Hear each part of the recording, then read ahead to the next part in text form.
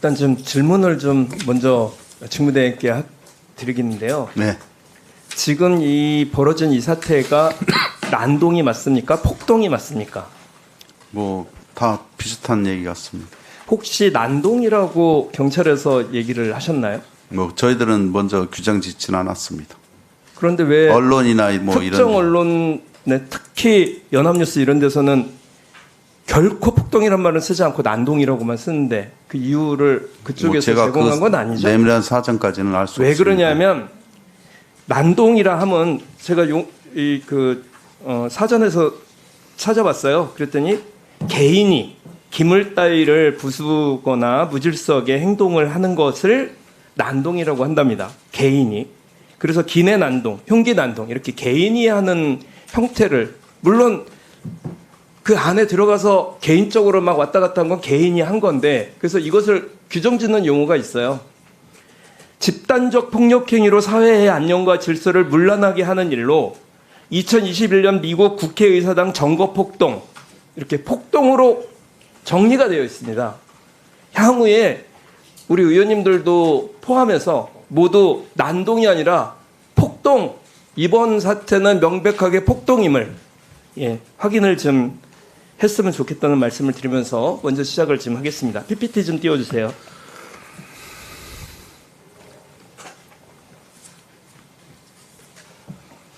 이건 12월 4일 비상계엄 국회 상황입니다.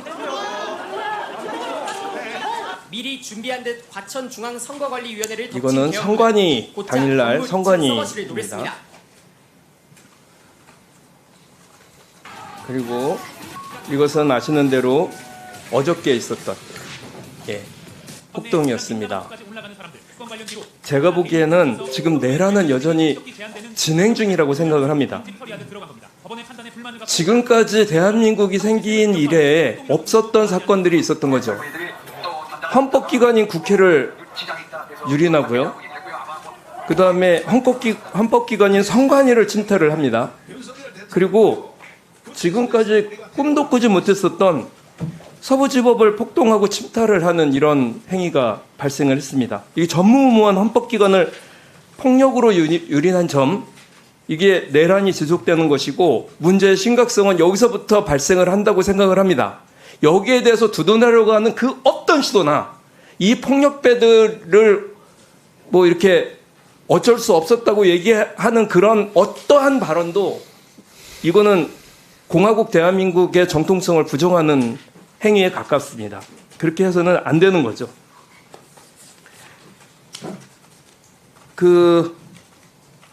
그래서 저는 이 사건을 지금까지 있었던 1차 내란, 2차 내란, 3차 내란이라고 생각을 좀 하고요. 두 번째는 정부 조치가 너무 미흡하다는 생각을 좀 이번에 하게 됐습니다. 최상목 대통령 직무대행으로부터 서부지법 폭동 사태와 관련돼서 지시받은 게 있습니까, 따로? 예, 저기 오전에 서부지법 불법 폭력 관련해서 오전 몇 시쯤에 받았습니까? 뭐 시간은 제가 지금 기억을 나지 않는데요. 지시상으로 내려왔고요. 시간이 오전에 폭력행위가 이루어졌을 때 아닙니다. 그 18일 오전. 예, 그러니까 한참 끝나고 나서 시작하기 전에. 맞지? 11시쯤. 11시쯤에 오고 그리고 새벽 3시부터 이 행위가 그때 이루어지지 이후로는 않았습니까? 받지는 못했습니다. 이때는 안 오셨죠? 네. 그리고 19일 오전쯤 돼서 그 경찰은 민주주의와 법치주의를 정면으로 훼손한 이번 사태에 대해 법과 원칙에 따라 엄정하게 수사하고 상응하는 법적 책임을 물을 것이라는 이거는 하나마나한 얘기 같은 이런 얘기를 한 것에 대해서 최상목 직무대행이 지금 누구 편인가? 폭력배들의 편인가? 내란범과 함께하고 있는가를 의심하게 만드는 이런 발언들을 자꾸 하고요.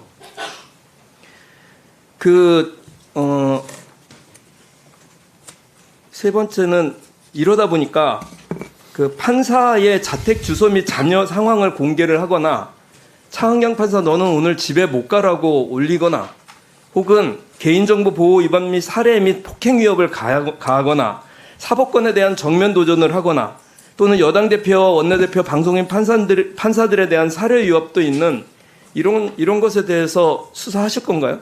예, 저희들이 불법이 확인되는 대로 사안에 대해서 지금 온라인에서 어마어마하게 발생하는 사법권에 대한 정면 도전에 대해서 신속하고 명확하게 조치를 좀 해줄 것을 알겠습니다. 네네.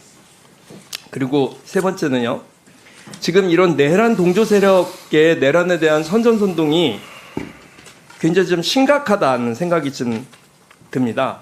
일단 백골단을 출입시키고 기자회견을 연 김민전 의원은 마치 이런 사태를 추동하는 듯한 느낌이 들었으면 제 개인적인 생각일까요? 국회까지 와서 폭력을 행사할 백골단을 기자회견을 하게 하고 출범을 시키는 게 이게 사전에 뭔가 꿍꿍이가 있지 않고서야 이랬을 가능성이 있었다고 생각하지 않고요. 정광훈이란 자는 국민의 저항권을 끄집어내서 윤석열을 구치소에서 데리고 나온다고 큰소리치기도 했고요. 윤상현은 법원의 담을 넘은 자들에 대해서 곧 훈방될 것이다.